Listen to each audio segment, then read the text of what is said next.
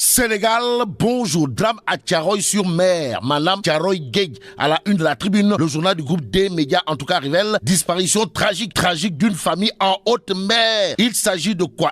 Tribune d'indiquer Malik Khan Ndiaye, le père, 59 ans, et son fils aîné, Limamou Ndiaye, 39 ans, périssent en haute mer. En tout cas, tribune, le journal d'indiquer le corps du père retrouvé sur la plage de Ngor hier et enterré le même jour. Ce jour, il conviendrait de retenir d'après tribune que 6 pêcheurs sont portés disparus dans la même localité, à savoir Thiaroye-sur-Mer. Que retenir d'autre autour de cette actualité relative à la disparition en haute mer? Sinon, au Sénégal, près de 140 pêcheurs disparaissent chaque année. Pour cette année, il conviendrait de retenir ce que révèle Libération ce matin, à savoir 3 pêcheurs de Thiaroye-sur-Mer portés disparus depuis vendredi. Encore un drame en mer. Voilà le titre qui bat la une de Libération. Le journal de renseigner que le corps sans vie de Malika Ndiaye, 59 ans, a été finalement repêché au large d'Ongor. Ils avaient pris la pirogue en même temps que son fils Limamou Ndiaye et Modou Mar, toujours portés disparus. À lire dans Libération pour l'instant la réaction de Moustapha Diop de l'Union nationale des pêcheurs artisanaux du Sénégal, qui dit il n'y a plus de poissons à cause des bateaux étrangers, et les pêcheurs sont obligés d'aller plus loin,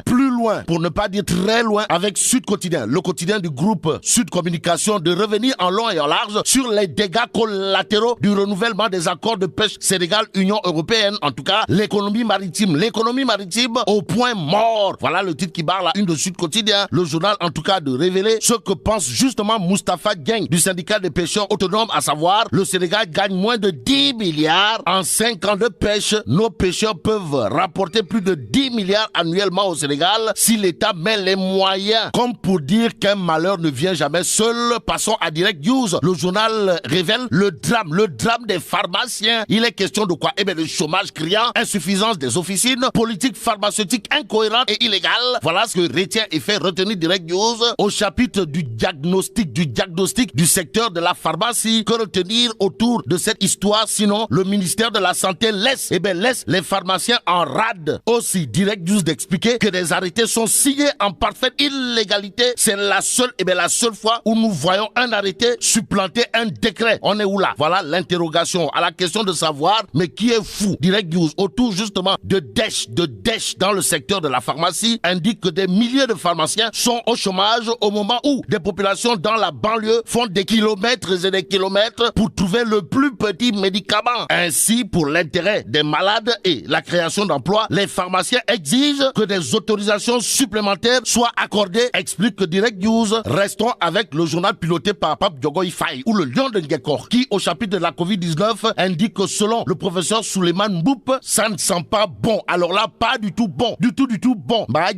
Bon, le professeur Souleymane Mboup craint une 3e vague, indique Direct News et Enquête Quotidien. Au chapitre justement d'une éventuelle 3e vague au Sénégal, d'indiquer qu'après, après le meeting de Matam, des personnels de santé condamnent. En attendant que tout cela ne tombe dans l'oreille d'un sourd, voire d'un muet, restons avec le quotidien Enquête qui indique la reprise en force et en puissance des activités politiciennes. Bon, la scène politique en ébullition, voilà ce que révèle Enquête Quotidien. Le journal de renseigner que Benno Bokk Bakar, Benno Bokk Yakaar se bat pour revenir en force. Aussi, Enquête Quotidien, au chapitre de l'affaire Sweet Beauté, sonne le réveil de l'opposition. Dans l'opposition, Enquête Quotidien révèle que celui qui veut casser la baraque, c'est Karim Meïssa Wade,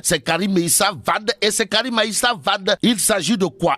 Enquête Quotidien révèle que Ndeketeyo, Lel Ibn Ndel, comprenez, Karim Meïssa Wade envoie 16 véhicules 8-8 au PDS pour leur tournée. Ça veut dire quoi? Ça veut tout simplement et tout bonnement dire que Borom Dole amul ndank moy japp golo si Ndiaye. En tout cas, L'As Quotidien, au chapitre des AG par-ci par-là, note celle de Tchoux, comprenez, Mamadou Talla, ou le ministre de l'Éducation nationale. En tout cas, L'As Quotidien révèle qu'en AG de soutien au président de la République, Mamadou Talla, ou l'homme fort de Sinthiou Bamambé, remobilise Kadel autour de Macky Sall qui illustre la une de L'As Quotidien. Le journal au chapitre des écarts de langage et de mauvaise communication, pour ne pas dire de piètre communication, avec des militants qui communiquent comme des pieds. Titre, comment les partisans de Macky Sall nuisent leur leader. En d'autres termes, les partisans de Macky Sall sont sont pires que Tchouné en termes de communication si on en croit l'As quotidien. En attendant, passons à 24 heures quotidien qui titre Pastef M2D contre Benno Bokk Yakaar dans l'ombre de l'affaire Sweet Beauté. En tout cas, jumelle sur la bataille de la perception. Voilà le titre qui barre la une de 24 heures. Le journal critique au même moment. Au même moment, retient et fait retenir des actes liés au terrorisme. Il s'agit de quoi encore, Wai?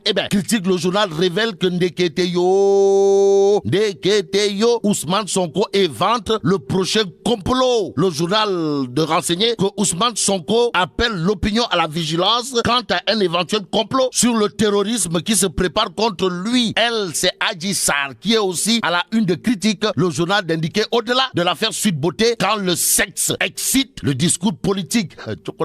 En tout cas, Adji Sarr m'a convaincu, dixit Maître Djibril Var, indique critique. Passons au journal Les Échos qui nous renseigne d'un autre fait, à savoir le président de l'Assemblée nationale saisi. Le PUR exige la déchéance de Issa Sall de son poste de député. Passons au Témoin quotidien qui révèle démocratie et liberté. Le Sénégal rentre dans les rangs. Il est question de quoi? Le quotidien parle de classement sur la liberté et la démocratie, histoire de révéler que Ndeketeyo, le Sénégal sort du top 10. Bon, le rapport de Freedom House couvre la période 2017-2020 et là, le pays passe de libre à particulièrement libre et c'est en toute liberté que Dakar Times, pour terminer, reparle du classement des 10 pays les plus démocratiques en Afrique. Que retenir autour de cette histoire d'après Dakar Times? Sinon, ce sont les LGBT, Manam les Borom Nyari Pussy, qui font perdre des points au Sénégal. Et là, mais la tidong de.